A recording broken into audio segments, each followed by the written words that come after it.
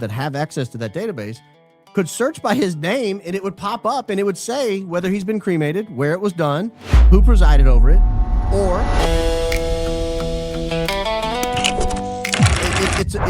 it's morbid and it's dark, but we have real questions that remain about what became of Charlie Kirk. You know, he died in a rather fantastic event. It was a rather wild moment. And everybody sort of looked around and assumed proper protocol would be followed. The question is, was it? Because if it was, why do we not know to this day what happened to his body? Was he buried? Was he cremated? Did he have a funeral? We can't know because the participants at the alleged funeral, as Candace disclosed a long time ago, but again yesterday, I believe, or she believes, were forced to sign an NDA to go to their own family's funeral. Like, can you imagine being the cousin and having to sign an NDA with penalties attached to it? Very bizarre. Very, very bizarre. So let's take a walk through this, shall we? Because there are some legal requirements in Utah what happens to a body. And I'll just outline them broadly before we start pulling up statutes and looking at them, because this is, again, going to be a dense day. If you die in Utah, we talked about this yesterday. If you die in Utah and it's a suspected gunshot wound, in most instances, there will be an autopsy. But as we learned yesterday, much to my surprise, over the weekend I discovered, an autopsy is not required. An autopsy can be waived by the medical examiner if nobody else asks for one. So if the county attorney or the attorney general asks for an autopsy, the medical examiner has to perform one.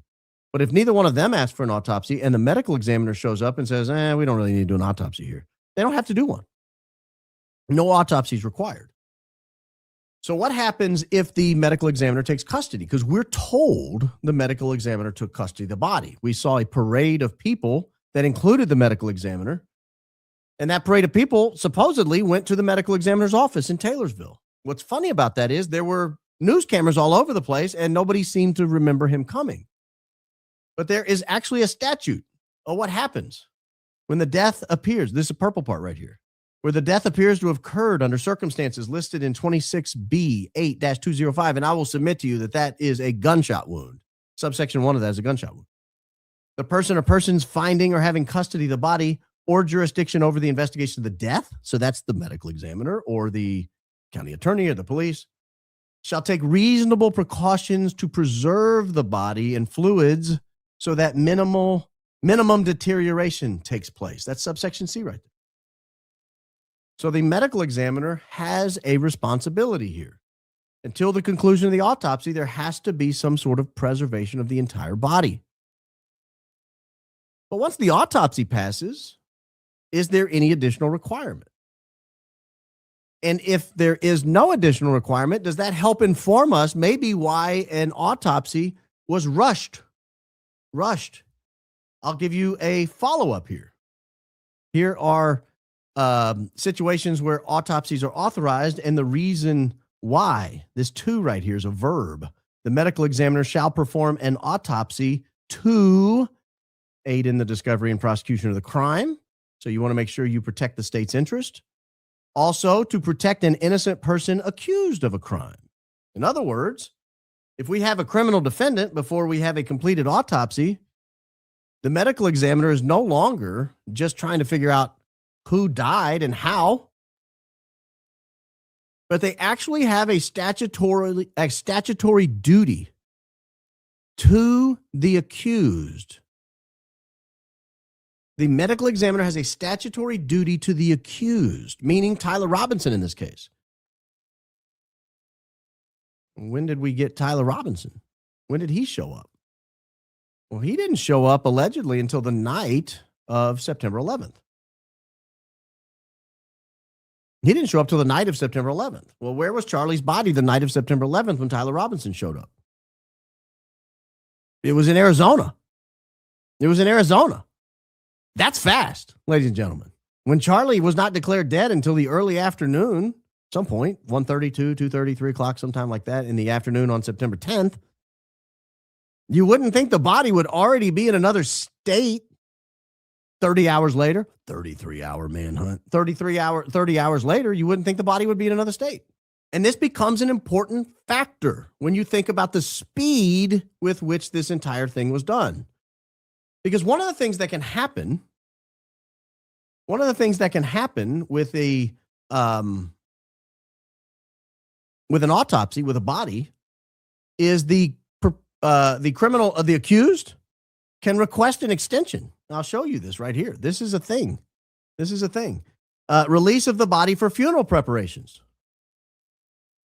Where a body's held for investigation or autopsy under this chapter, the body shall, if requested by the person given authority, so that would be the wife, be released for funeral preparations no longer than 24 hours after the arrival at the office of the medical examiner or regional medical facility.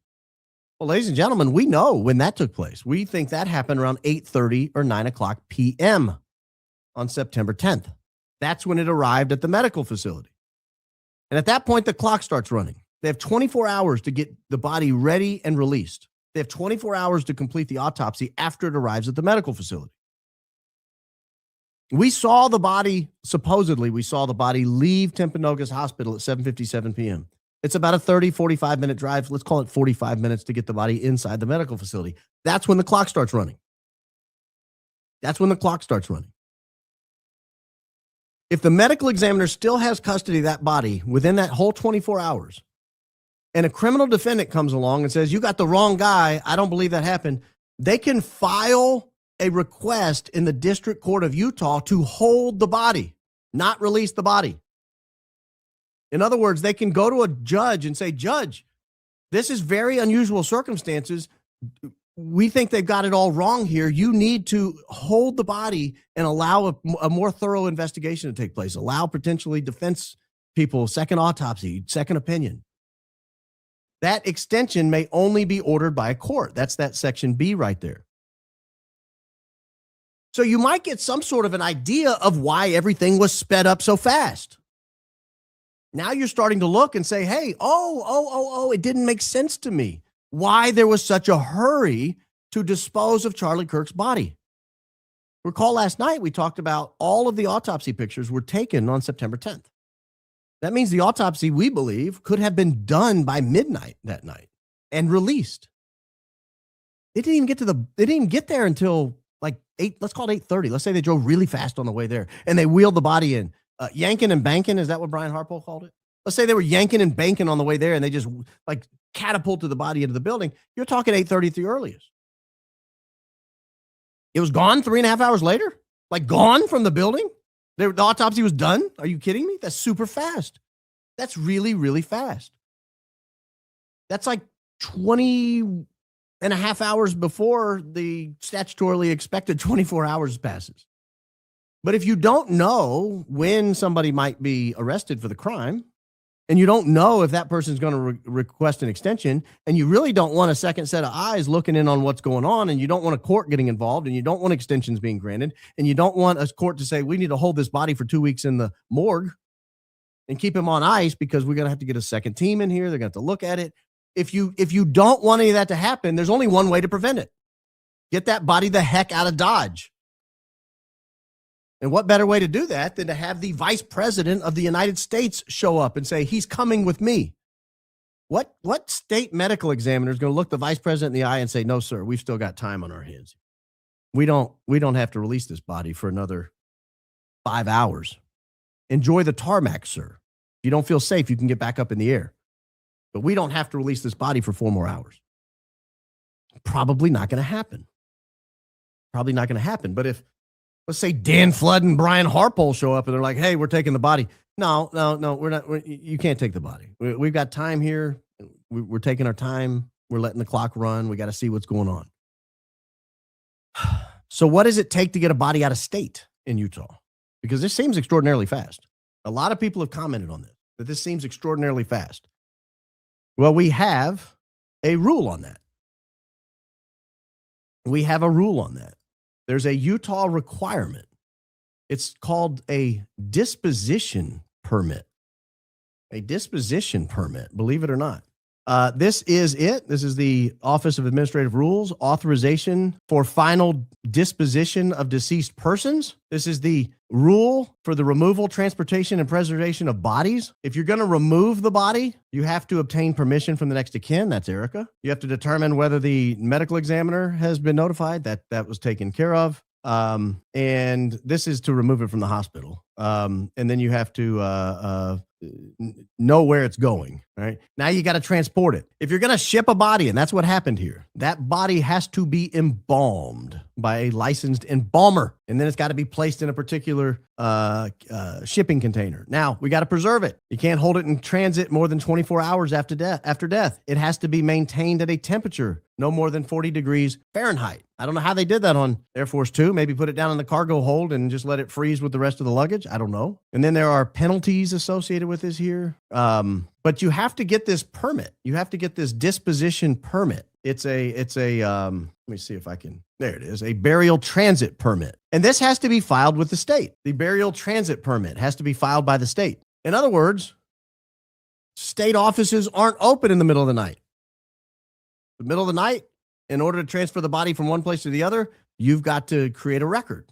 So we have to know where it went. There is some record out there that will tell us where Charlie Kirk's alleged body went. These are the burial transit permits right here. Another code section. I told you it's going to be a little cap and gowny, at least at the beginning. It's going to be a little bumpy for those of you who don't like words. And some of you don't. A registration prerequisite to internment, burial transit permits. We know there was a certificate of death. For deaths and fetal deaths which occur in this state, no burial transit permit is required for, let's see, it's not going to be in the state because we're going to need one because disposition occurs in the state. Well, that didn't happen. Disposition occurred in, allegedly, Arizona. And the burial transit permit shall be issued by the local registrar of the district. So this is something you have to get approved by a government official. This is something that cannot happen in the middle of the night. A burial, that's bodies coming in right here. And so you have this, you've got this requirement. Again, there's a paper trail that's coming up. A lot of people alerted me to this. I got a lot of tips on this. People said, I just don't see how it's possible. I had a grandma die in Utah, and we wanted her to take her back to Colorado to bury or back to Nevada to bury. And what I've learned is a lot of people have ties to Utah, but they live in the surrounding states. And so they die in Utah, or they want to be buried in Utah, one or the other. And so you have to get these permits going back and forth. Most people tell me these permits take weeks to get. Like your body stays on ice for 2 weeks, 4 weeks, because these permits take forever. Not when you're Charlie Kirk. There's actually a requirement in Arizona for incoming people. We have that statute if you are so bored and would like to read it as well. I'll go ahead and flash it up here just so you know we're not making it up because we get accused of that sometimes and it's not true. This is the disposition of disposition transit permits. This is for human remains coming in from out of state. They have to be embalmed and they have to have this permit. They have to have a permit. Funeral establishment responsible person must submit the information required and get this, again, another state record. So now we'll have a state record in Utah. We'll have a state record in Arizona. And the reason this is important is you can't just go cremating somebody or burying somebody without filing with the state where you're doing it. So if Charlie Kirk has been buried, we're told he was buried. I think they hinted he was buried, maybe. Maybe we weren't told he was buried. We were hinted he was buried. We're told there was a funeral at a cemetery. Most people, when they go to a funeral at a cemetery, assume the body goes in the ground. But there are a lot of people questioning that. So if he went in the ground, there's a record somewhere. Someone in Arizona has access to that record. That you can't just put somebody in the ground. Now, let's say they decide we're going to fake a burial and we're going to cremate him instead. We're going to fake the burial. We're going to have all the family show up. They're going to sign NDAs. We're going to put the casket out there. We're going to tell everybody we're going to bury him. Then they're going to leave, and then we're going to go cremate him. You still have to have a record. Meaning there's some bureaucrat in Arizona that has access to that database. And that bureaucrat not just one, there's probably hundreds of bureaucrats in Arizona that have access to that database, could search by his name and it would pop up and it would say whether he's been cremated, where it was done, who presided over it, or whether he was buried, where he's buried, and who presided over it. If the final disposition took place in Arizona, that would be on the record somewhere. Someone in Arizona working with the state is able to confirm that. Probably not on the record because I don't think they're allowed to do that. But you know how people are. Curiosity gets the best of people. And they look at the disposition permits and say, was he buried or not? I hear all this conversation about he wasn't buried. Let me just look it up real fast. And they would be able to tell you real quickly. Was he buried? Was he cremated? Or do we have a record of neither? Nor do we have a record of him being transferred out of the state, which means he's just hanging out somewhere. He's just on ice somewhere, literally on ice.